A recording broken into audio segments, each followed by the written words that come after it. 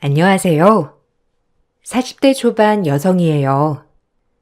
글재주가 없어 어디서부터 시작해야 할지 모르겠지만 한번 제 이야기를 오늘은 써보려고 해요.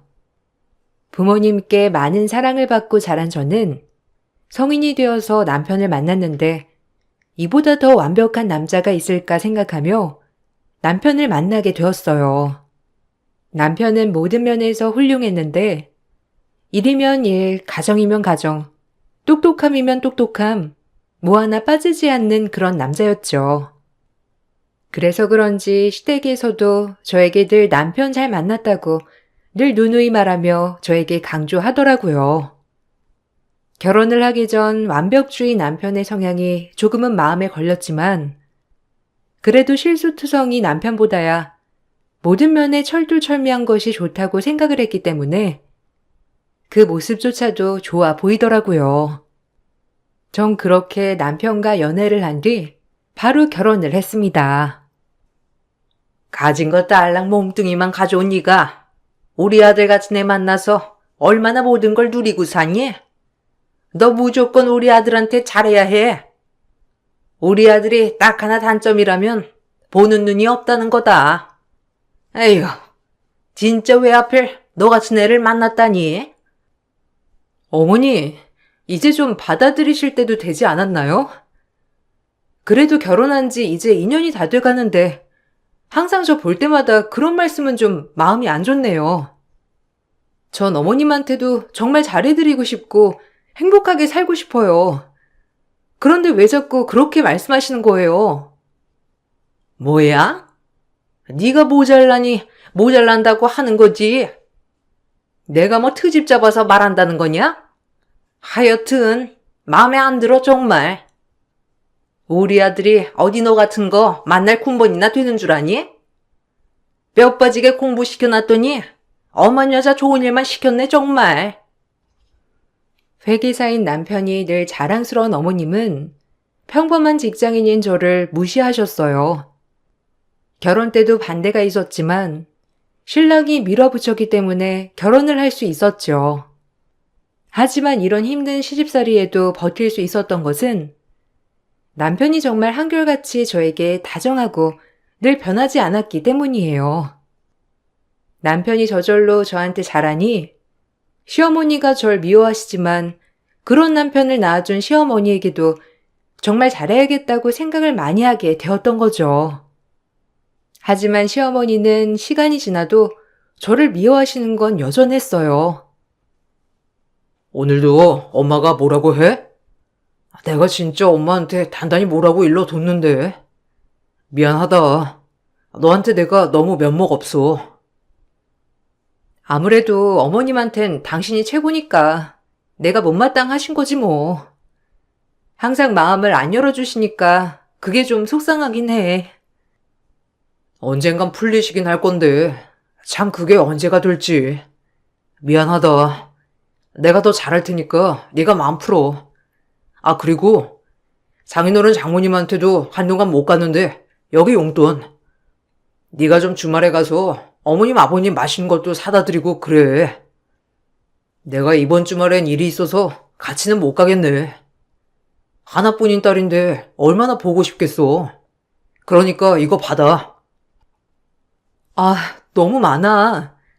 용돈 이렇게 많이 안 줘도 되는데. 고마워. 엄마 아빠가 자기랑 같이 가면 더 좋아하셨을 텐데 안타깝다. 저희 엄마 아빠에게도 잘하는 남편이 너무 고맙고 자랑스럽더라고요.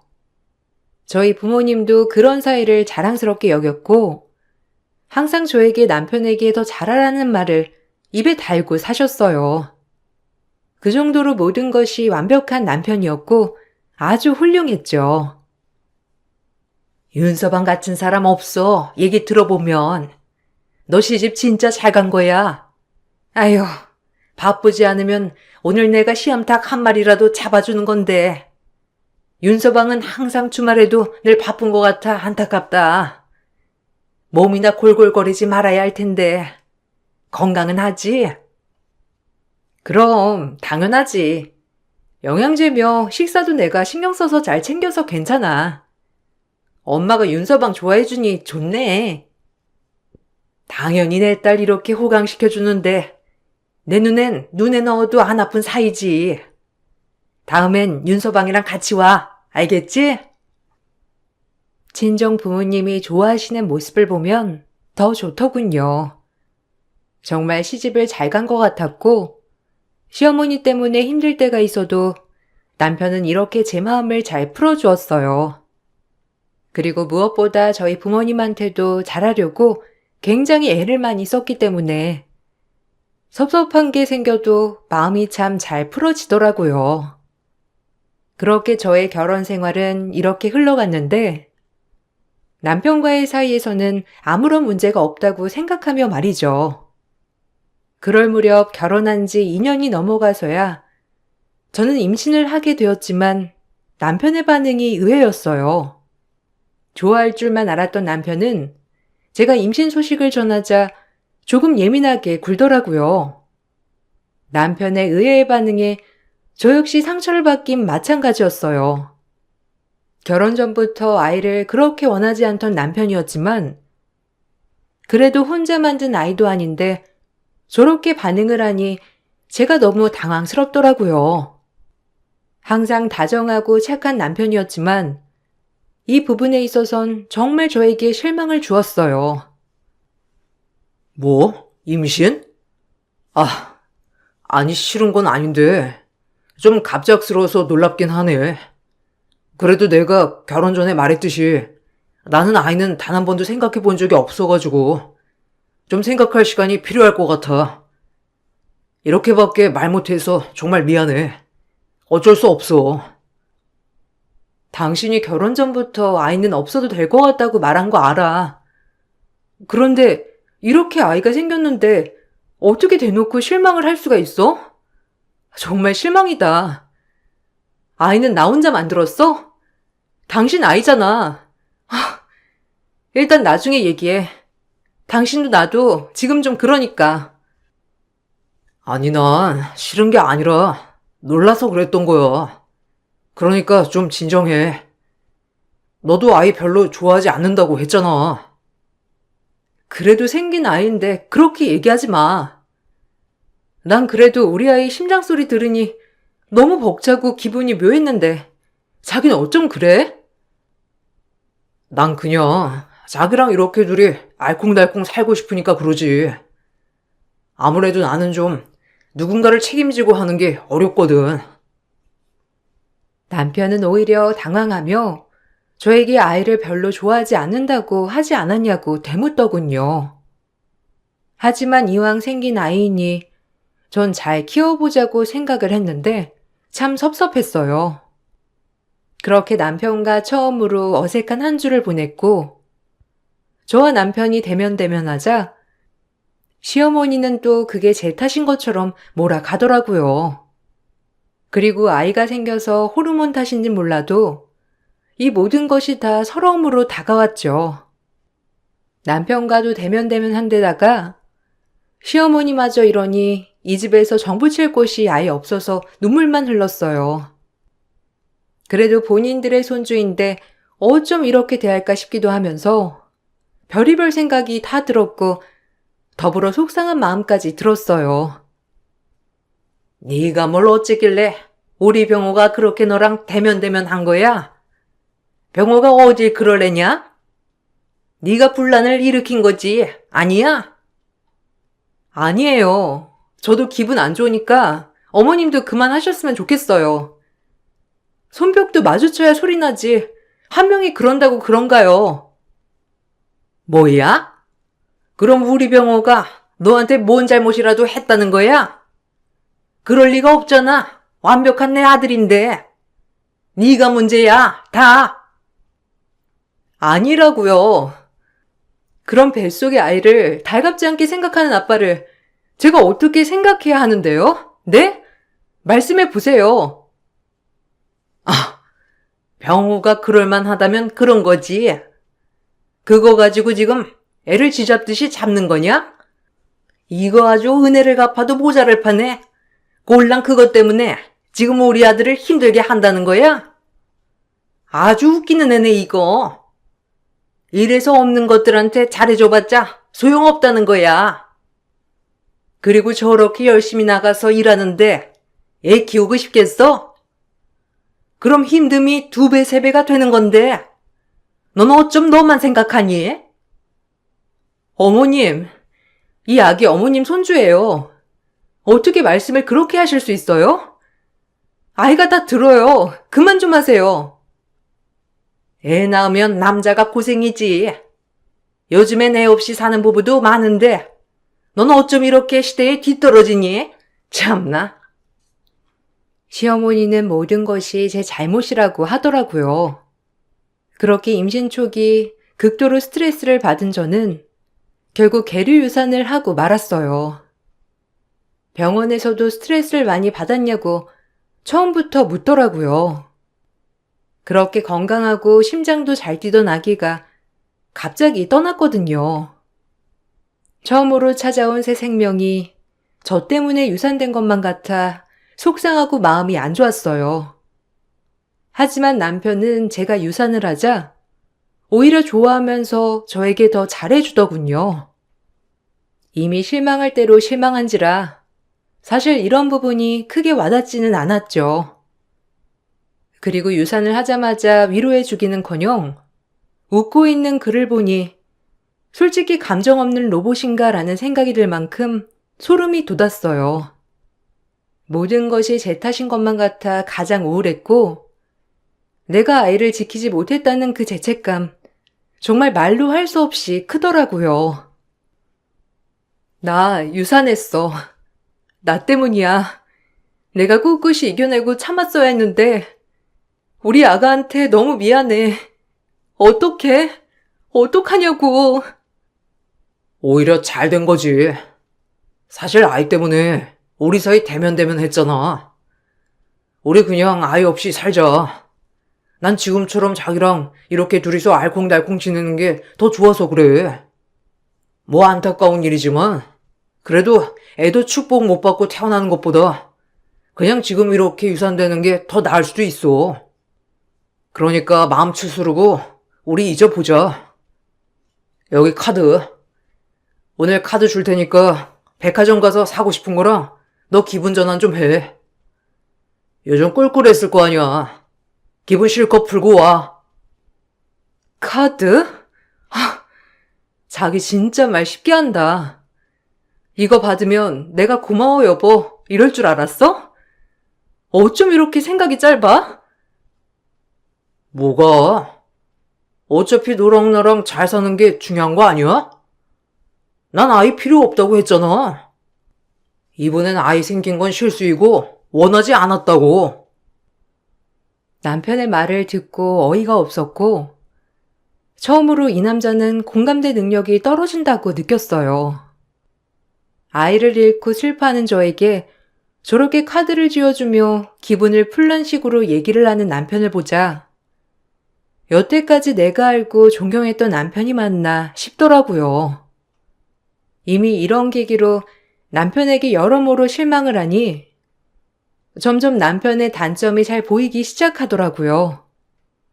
완벽주의인 성향의 남편이 점점 강박적인 남편으로 보이기 시작하면서 그렇게 제 마음도 몸도 추스르지 못한 채 그저 슬퍼하기만 하면서 살아갔어요. 아니 그럼 어떻게 하라고? 당신 쇼핑 좋아하잖아. 그래서 네 기분 생각해서 말해준 건데 어떻게 그렇게 반응해? 당신 너무한다. 꼴랑 이거 카드 주면서 날 위로한다는 거야? 내 마음이 어떤지도 모르면서 당신은 공감대 부족이야. 내 애만이 아니고 당신 아이야. 이렇게 유산된 거 우리 때문일 수도 있다고. 아이 갖고 매일이 살얼음 판이었잖아. 이렇게 공감 잘해주는 남편이 어디 있다고 그래? 너 힘드니까 카드 주고 위로해주고 이거면 된 거 아니야? 아이는 원래도 없었던 존재니까 계속 슬퍼하는 게 이상한 거지. 하여튼 이제 아이 얘기는 그만하자. 이왕 유산된 건데 그만 말해. 이미 유산된 걸 내가 더 이상 어떻게 해야 해? 그리고 아이가 눈치가 있었나 보지. 알아서 떠난 거 보면 안 그래? 그만해. 경악스러웠습니다. 지금 생각해보면 이혼 사유이지만 사실 그때는 아이한테 죄책감이 너무 커서 이혼 생각을 하지 못했어요. 그렇게 전 마음속에 죄책감이란 응어리가 찬 채 살아가게 되었어요. 전 그 일을 계기로 다니던 회사를 그만두게 되었고 집에서 마음의 요양을 하게 되었어요. 시어머니 때문에 집에서도 쉬는 게 아니었지만 그래도 도저히 일이 손에 잡히지 않는 것 같아 집에서 요양을 하며 마음을 추슬렀죠. 그런 저를 보며 시어머니는 팔자가 늘어진다고 타박을 주셨고요. 이 집 구석에 아이가 유산되고 슬퍼하는 건 저 하나였고 시어머니와 남편은 슬프게도 제 감정에 공감해주지 않았어요. 참, 네 팔자 늘어진다. 꼴랑 유산하고 일 그만두고 아예 눌러 앉았네. 본격적으로 우리 평호 등골 빼먹겠다는 심보지. 어머님, 같은 여자로서 정말 너무하시네요. 저 아이 떠나보낸 지 한 달도 안 됐어요.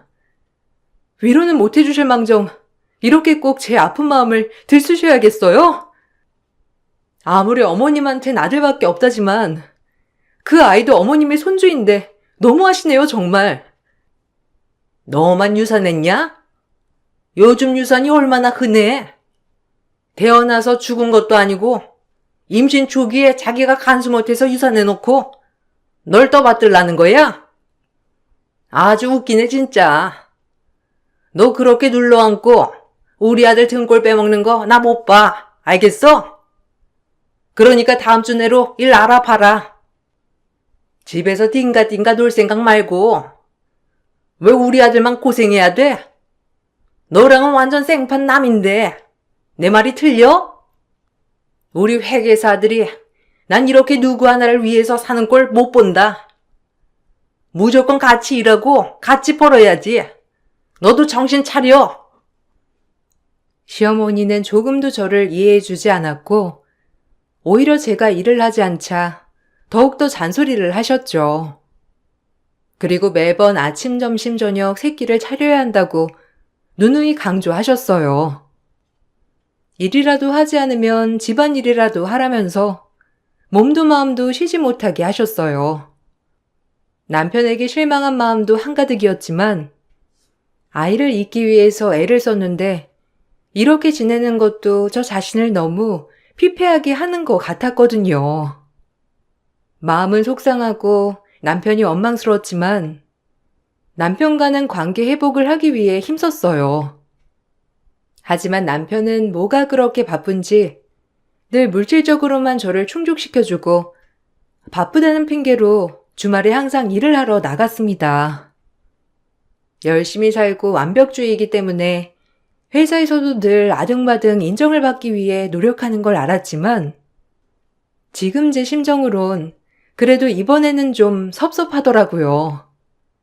예전에 그렇게 다정했던 남편은 유산을 계기로 완전히 다른 사람이 돼버린 것만 같았거든요. 뭐 하나 마음을 풀만할 때는 없었는데 그럼에도 불구하고 마음을 풀려고 많이 노력을 하였답니다. 당신 주말에도 일하고 늘 회사에서 인정받으려고 노력하는 거 알아. 그래도 지금 내 마음이 이런데 좀 내 옆에 있어줄 순 없는 거야? 내가 지금 마음이 얼마나 힘든지, 얼마나 속상한지 혹시 헤아려 봤어? 자기한테 내가 많은 것을 바라는 거야?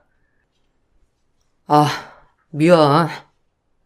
근데 회사가 바쁘기도 하고 그리고 너 일도 그만두고 좀 마음 좀 추스른 거 아니었어? 언제까지 그럴 건데? 그놈의 아기 타령 지겹다 진짜. 난 너한테 화내기 싫어. 그러니까 그만 좀 해. 그때 임신을 시키지 말았어야 했는데. 아우. 뭐라고? 화? 한 달 됐어. 그 아픔이 사라진 줄 알아? 얼마나 죄스러운데. 그냥 나 좀 이해해주면 안 되는 거야? 내가 많은 걸 바래?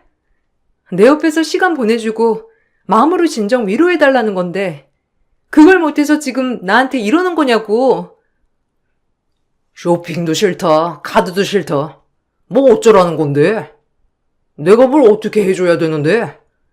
너 원래 이런 애였냐? 아우, 지겨워. 남편은 저에게 크게 화를 내었고 그날도 어김없이 주말인데 외출을 하더라고요. 남편의 처음 보는 태도에 너무 어이도 없고 어처구니도 없어 저 역시도 엉엉 눈물이 나더군요. 그렇게 한참을 울고 마음을 추슬렀죠. 내가 이래도 전혀 달라지는 건 없겠구나 싶었거든요. 뱃속의 아이한테는 너무 미안하지만 그저 제가 할 수 있는 일은 빨리 잊고 예전의 저로 돌아오는 것밖에 할 수 없었어요. 마음은 아프지만 최대한 티를 내지 말고 이제 지내야겠다고 다짐을 하였습니다. 그러던 중 남편이 외출 후 양복 드라이 좀 맡겨달라고 얘기하더라고요. 제 기분은 아랑곳하지 않고 말했지만 전 최대한 아무렇지 않은 척 했어요. 이거 양복 드라이 좀 맡겨줘.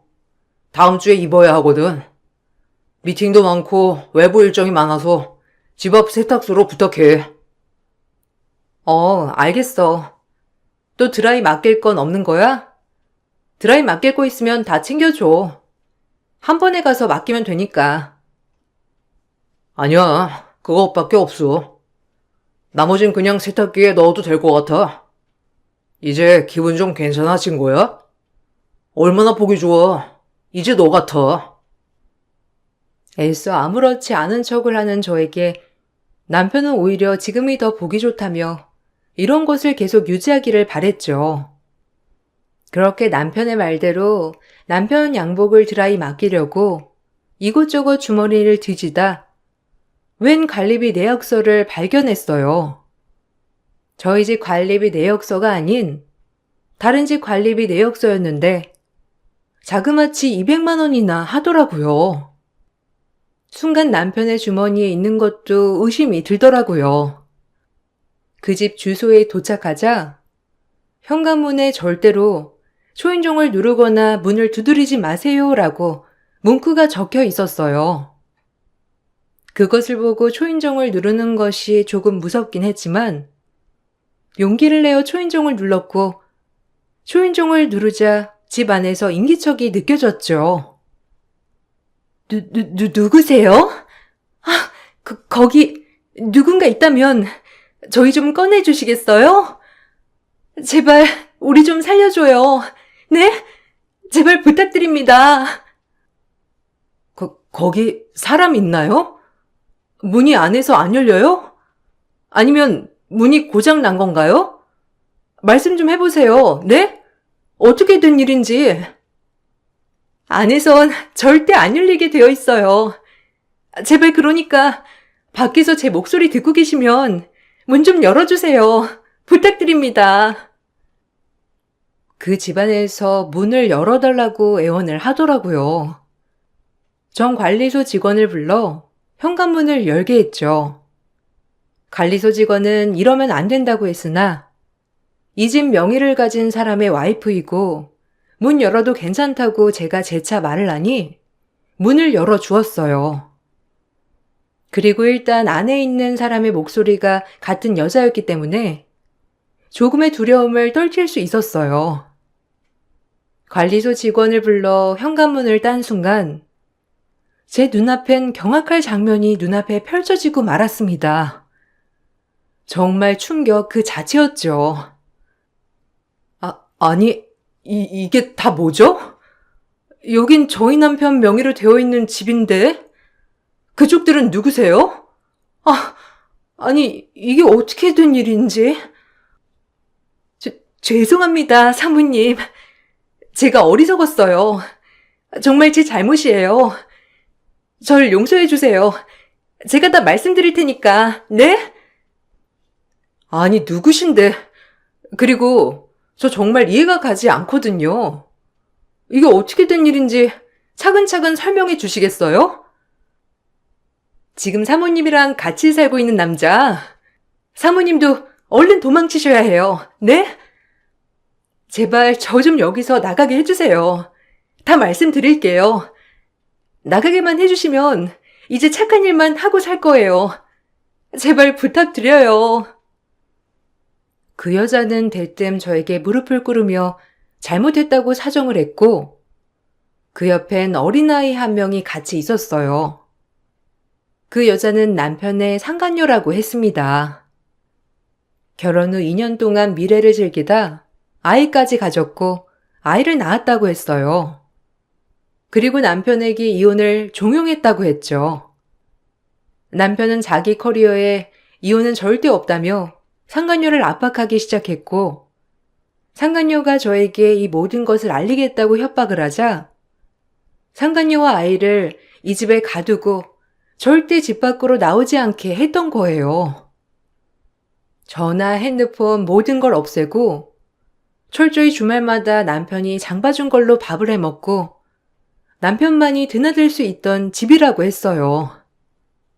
아이가 병원에 갈 때면 딱 아이만 데리고 병원을 갔다고 했고요.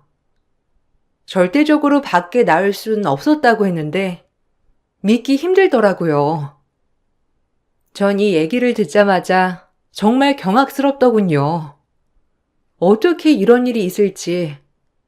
아니, 내가 믿고 존경하던 남편이 뒤에서는 이렇게 파렴치한 짓을 하고 있었다는 것이 충격적이었고, 왜 그렇게 아이를 낳기 싫어했는지도 알 것 같더라고요.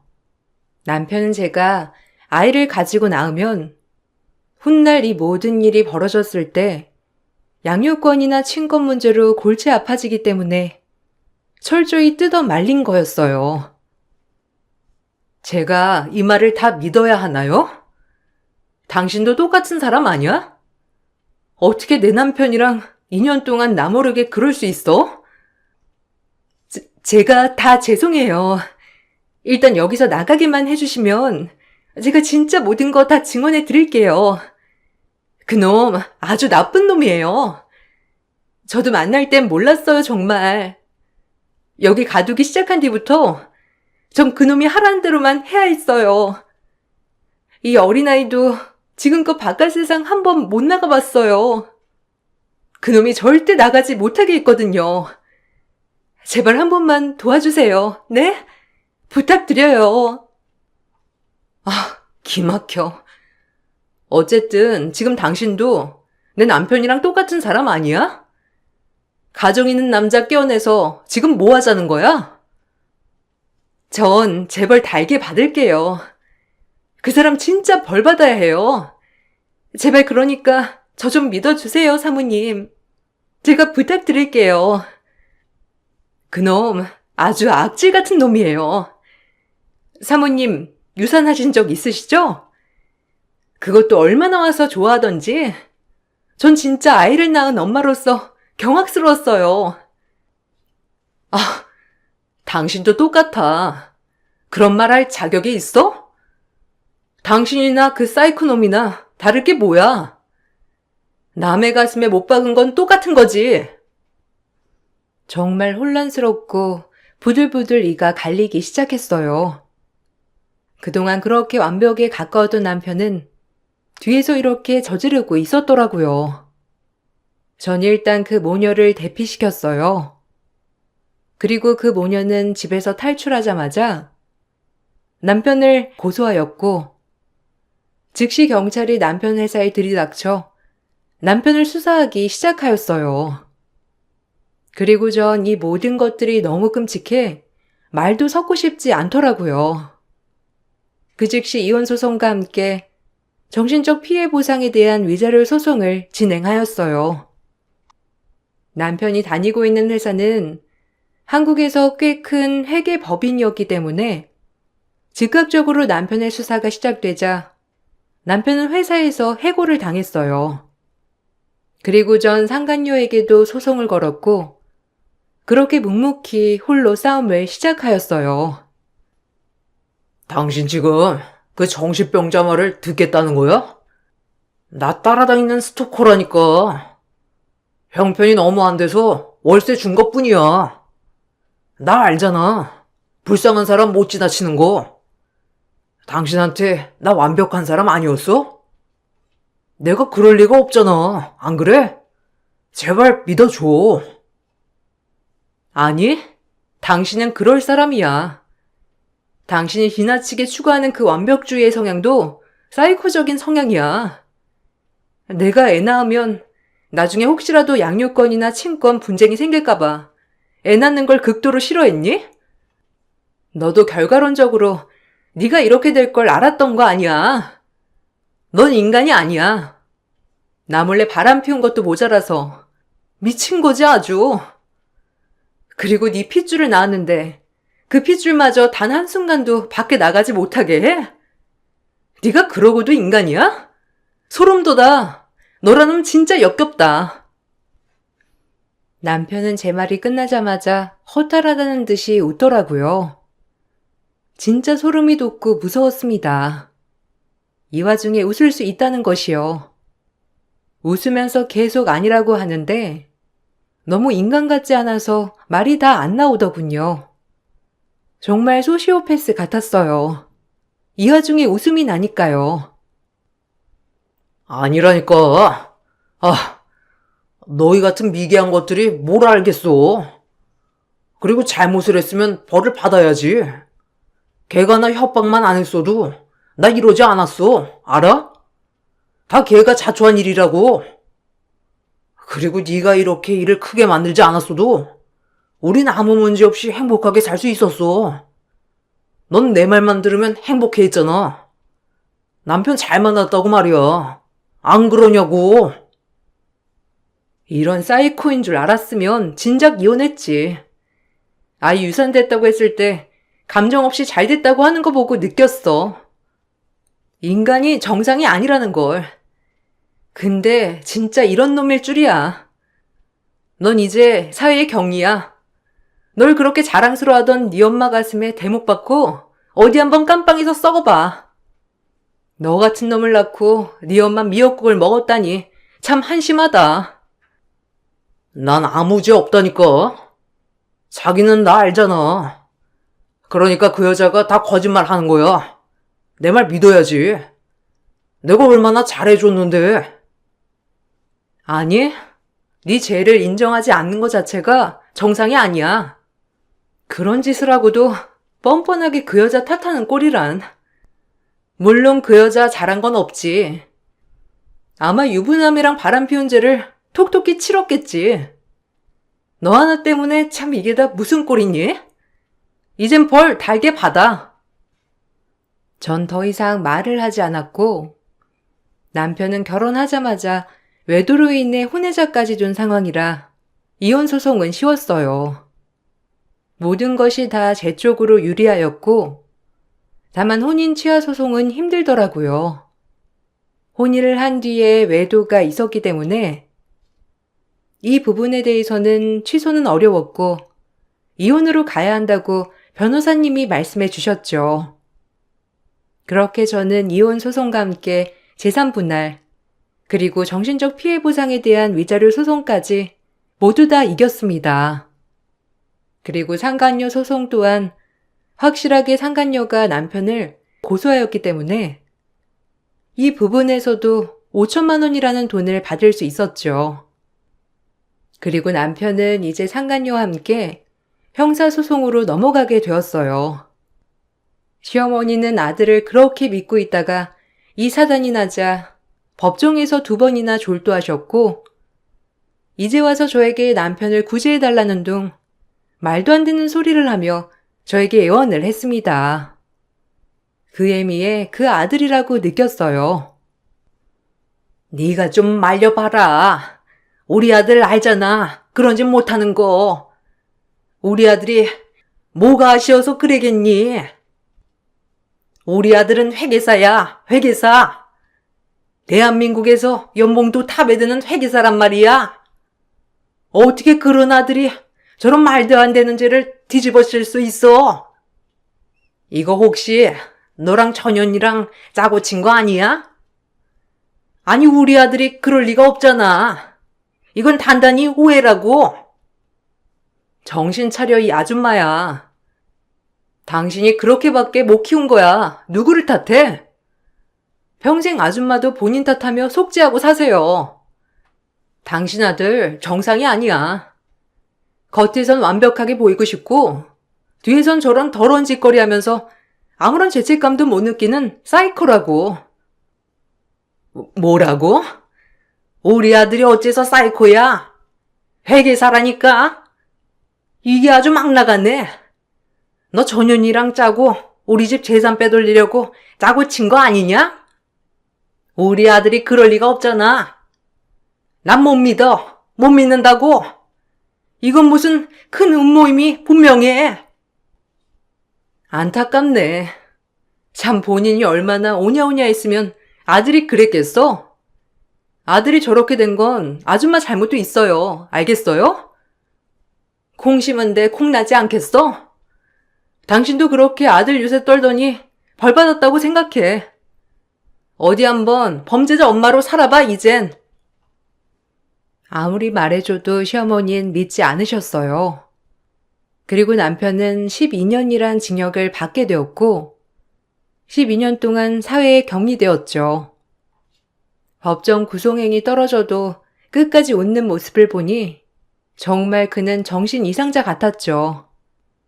상간녀는 벌이 너무 짧다며 항소를 한다고 하였지만 결국 기각되었고 12년형으로 마무리되었어요.